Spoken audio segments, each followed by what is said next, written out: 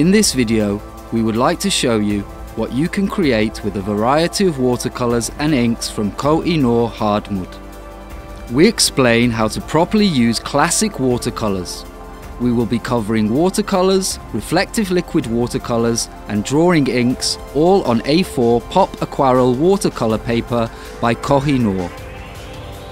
Before we start work, we should prepare a suitable container with water, which we will use during painting. Water is very important and must be kept clean. If a brush comes into contact with some dirt, it might eventually change the tone of the colors. We will need a cloth or a piece of paper which we will wipe surplus paint from the tip of the brush. This way, the tip of the brush will not lose its shape, which is essential for coloring smaller places and blotting. We can now demonstrate the individual techniques and proper use of these products in A4 portrait format, where after outlining our motif in pencil, we will accompany it differently with color and font outline. When outlining, there should not be too much pressure on the nib and no coloring or shading. The first step that you'll see is classic coloring. When coloring, do not be afraid to push the brush firmly into the color you're choosing, especially on first contact with a brush and water, because the paint will be dry. Wait a few seconds before painting for the paint to release all of its pigments. Apply colors in the same motion as a crayon or felt tip pen, evenly covering the white paper. When we want to paint less richly, just moisten the brush more and just lightly wipe the tip.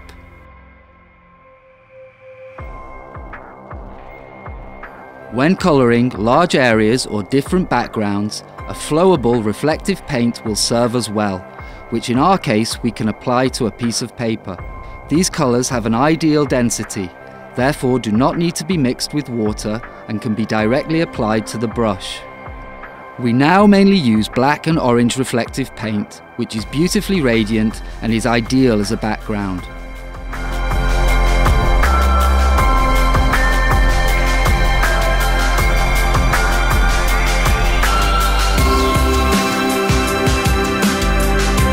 Another technique which was invaluable today is lightening color. This simple technique is especially useful for those who want to create shade. Select an area and fill it partially with color. Then clean your paintbrush so no residue of color is left, only water, which lightens the color. Ensure an even covering of water and lighten the whole tone beautifully together. Coloring using a rich palette is better with artist opaque watercolors because they are softer, so consequently transferring paint onto the brush is more comfortable.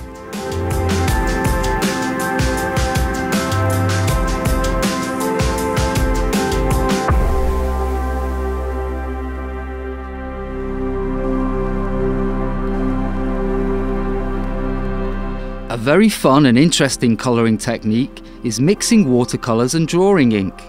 It's very easy and we never know exactly just what we will create and how the color pigments will fight with the strength of the drawing ink.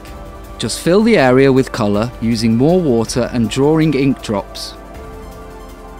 Drawing ink and watercolors have a different density and composition, so when combined, wonderful structures can form.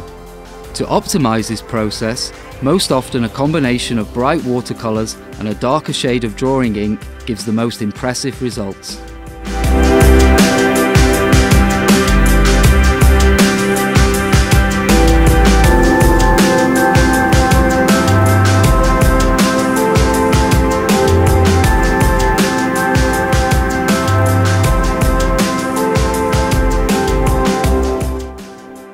When connecting two or more colors, proceed in a similar way to lightening, except brighten only part of the first color, clean the brush and apply another color.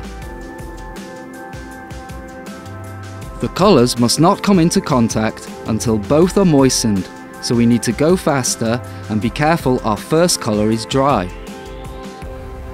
If you are not satisfied with the result of the merger, Simply wait until both colours are dry and then water is applied to the whole area, which connects the beautifully restored colours. In order for all the coloured surfaces we have created today to stand out even better, we can trace dark colours in a variety of decorative lines and shapes.